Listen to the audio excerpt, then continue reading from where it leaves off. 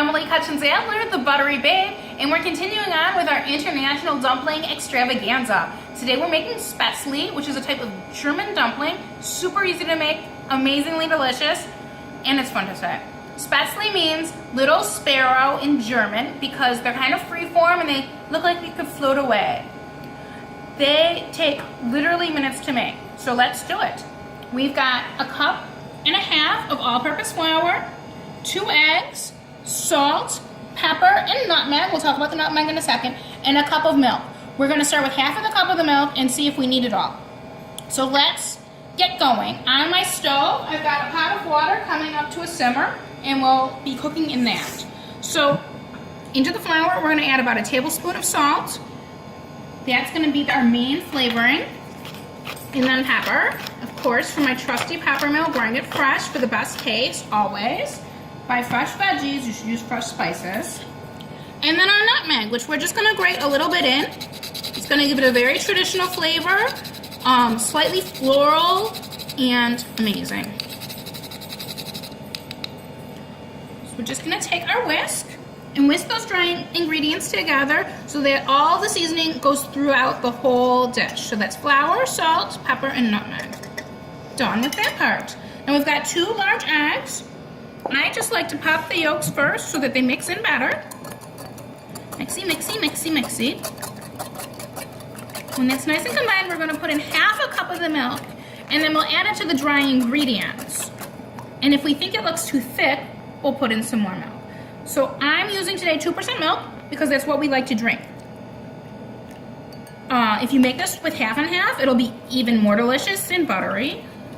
You know how I like that to be extra delicious. But we didn't have any half and half. We did just get back from Vienna, so there's not a lot in our refrigerator. But even when there's a bare refrigerator, I have the ingredients for this quick dish. Now we're gonna mix our eggs right into the flour. If you wanted, you could put in some fresh herbs, some chives or some parsley to make this a little bit brighter. We're going to be serving the Spaetzle today just in a little bit of melted butter. But if you wanted, you could shock them. You could put them in cold ice water and then drain them. See, this needs more milk. So we're going to put in the other half a cup.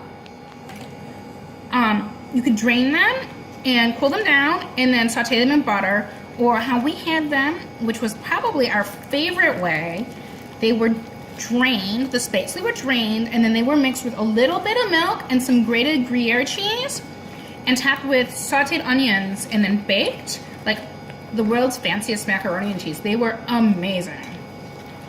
So that's our batter. That's it.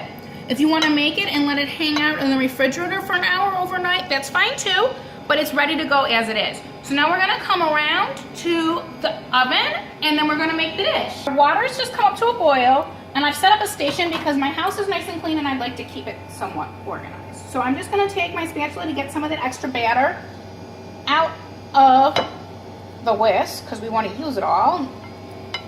There we go. I do not have a Spaetzle maker. I don't have a lot of things that only do one thing. So we're gonna go with our colander. This is literally a plastic colander that I bought at the grocery store. It makes fantastic Spaetzle, and we'll drain them also. So I put a sheet tray there so we don't make a mess. We're gonna pop our colander right like that for now so that I can put the dough into it, and then we're gonna make little dumplings. So look, I'm just gonna pour this batter into the colander. And this is salted water. And then I'm gonna take my colander. If you have little helpers, this is a perfect job for them. And I'm going to squish the dumplings out. Are you getting a good shot of the dumplings popping right out? How fun is that?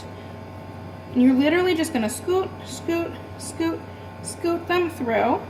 Just takes a minute. And see how they start to fluff up right away?